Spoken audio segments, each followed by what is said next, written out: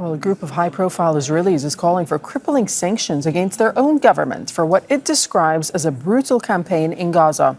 The group of 31 public figures includes academics, intellectuals, and artists.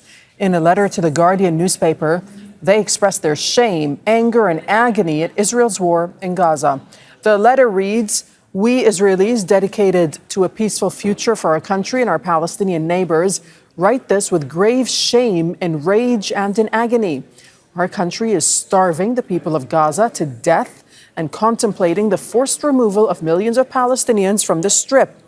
The international community must impose crippling sanctions on Israel until it ends this brutal campaign and implements a permanent ceasefire." Avraham Burg is the former Speaker of the Knesset and former head of the Jewish Agency and one of the signatories of that letter.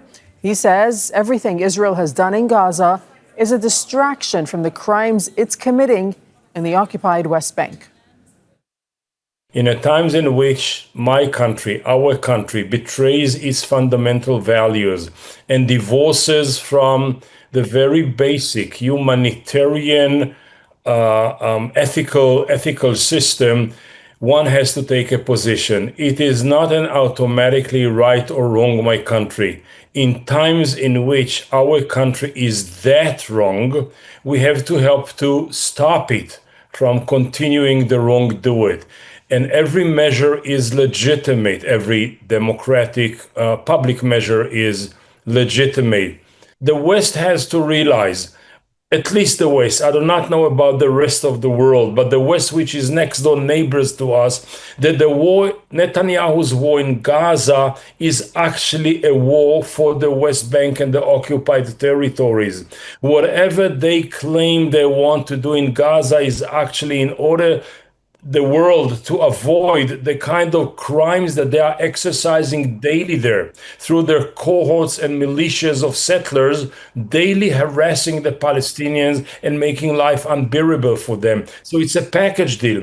Everyone which lives between the Jordan River and the Mediterranean has the right for the same right. Rights for security, for confidence, for respect, for freedom of movement and freedom of expression. If this does not happen, a country that prevents it, in this case the state of Israel, should be, one way or another, called for order.